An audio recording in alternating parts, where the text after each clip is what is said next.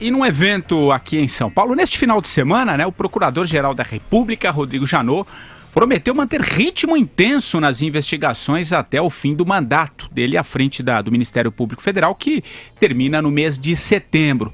Perguntado o que a população pode esperar dos últimos dias dele à frente da PGR, ele respondeu o seguinte no evento. Coloca aí, Reginaldo. Eu brinco assim, quando houver bambu, lá vai flecha. O meu último dia é dia 17 de setembro. Até o 17 de setembro, a caneta está na minha mão. Dia 18 não está mais. Ainda bem.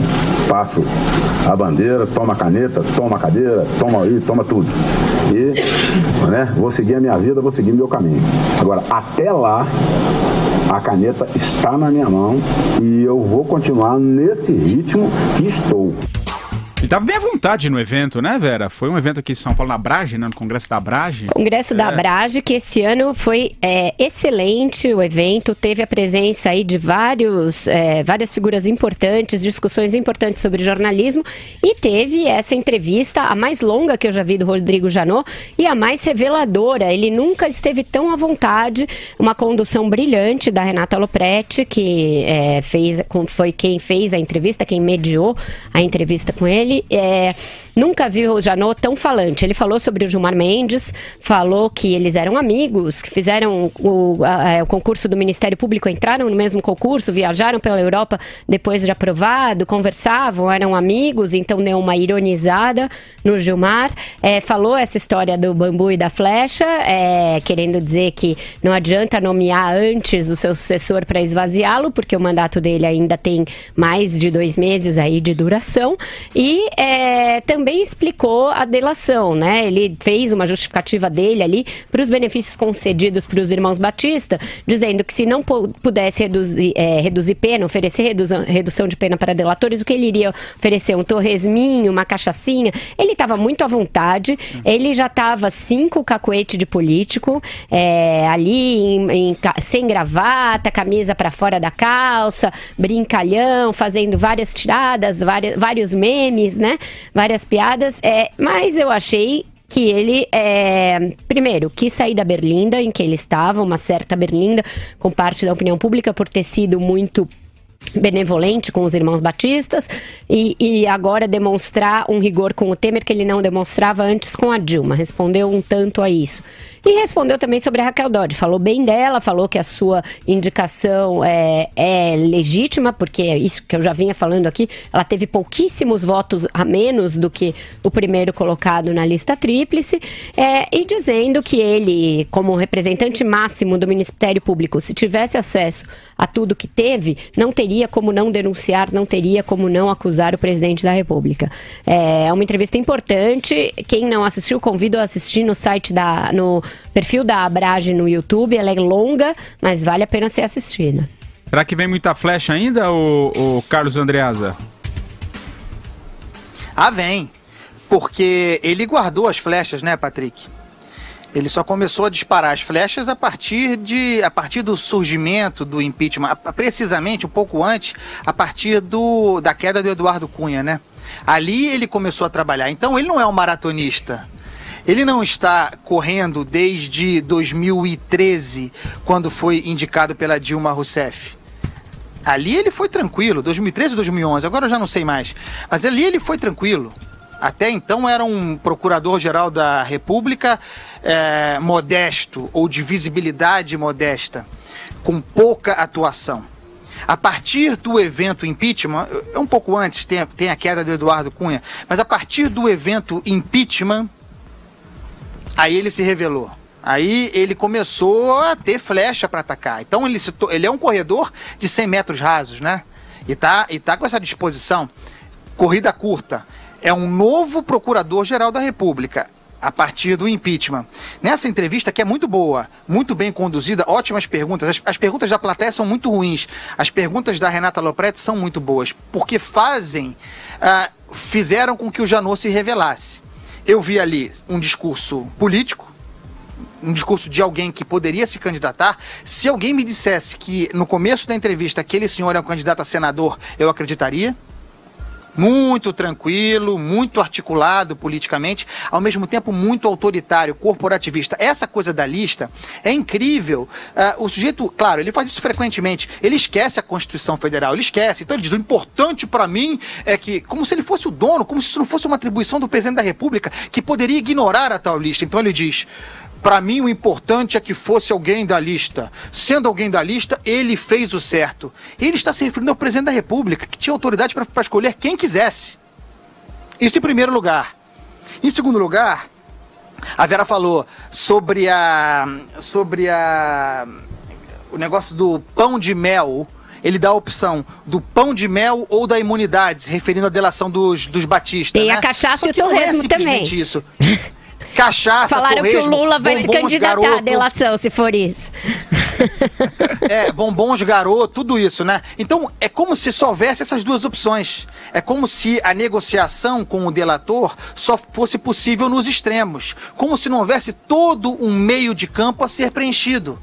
Isso tudo para defender o acordo bizarro, espúrio que ele apresentou, dando imunidade aos batistas. Como se a oposição a isso fosse uma dose de cachaça. Não é. Não é. Tem muita coisa nesse meio do caminho. Olha, eu vou dizer isso aqui mais uma vez. Quem leu a denúncia que esse senhor, que a PGR apresentou contra o Temer ao Supremo Tribunal Federal, tenha certeza de que o Rodrigo Janot é hoje o principal inimigo da Lava Jato. É tão falha, deixa tão descoberto o Instituto da Delação Premiada, a denúncia que ele apresentou, que os advogados de defesa do Temer e todos encontrarão ali brechas para dilapidar a Operação Lava Jato. Tal a fragilidade dessa denúncia. Essa denúncia é o ponto de virada para o establishment. É o ponto de virada definitivo para a permanência do Temer e para a ascensão do Lula. Olhem o que eu estou dizendo. Você concorda, Marcelo Madureira? Não, não concordo não. Como eu já falei na outra parte do programa, eu acho que o establishment mesmo hoje não dá a menor sustentação ao Poder Executivo, né, e está avisando isso para os seus sustentados do Poder Legislativo. Então, como o Temer depende do Legislativo, eu acho que é muito difícil essa manutenção desse establishment, mesmo porque os próprios candidatos a deputado federal, senador e tal, os caras que querem renovar o seu mandato, estão vendo que vão ter muita dificuldade em 2018. Muita dificuldade, não só com o eleitorado, como também aos financiadores de campanha. Eu acho que uma parte importante do empresariado, né, está meio cansado de ser espoliado, de servir né, aos propósitos, né, vampíricos, né, desse pessoal todo aí. Eu estou prevendo até mudanças, como a Vera falou.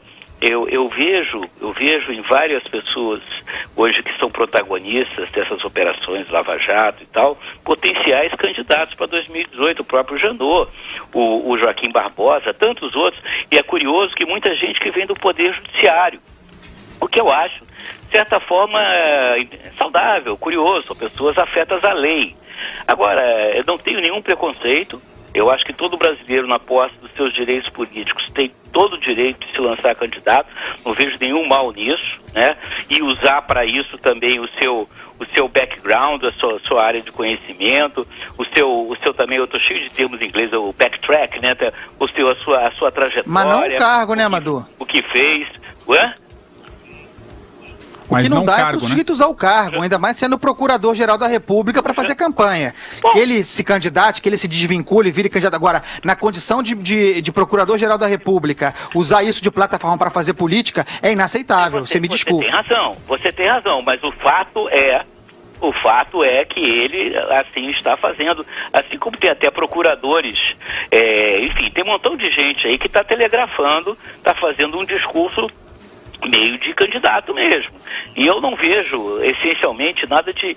No panorama geral do Brasil, eu não vejo isso muito ruim, porque eu como brasileiro, eu desejo uma radical mudança no cenário político brasileiro, principalmente nos atores da política brasileira. Eu quero ver gente nova. Eu quero gente não comprometida, né? Eu quero os 100 volts, como você falou aí. E só para encerrar aqui essa minha provocação, eu acho que o Janot ele só se enganou do termo, não é enquanto houver bambu, é enquanto houver bangu, lá vai preso. É isso que vai acontecer, como a gente viu com o Joel hoje. Eu acho o seguinte, a gente não pode dizer, com base nas ações dele, que ele esteja fazendo política. Não, que ele esteja fazendo política no sentido de se lançar candidato, de usar isso como uma plataforma para ser candidato. Eu não acho.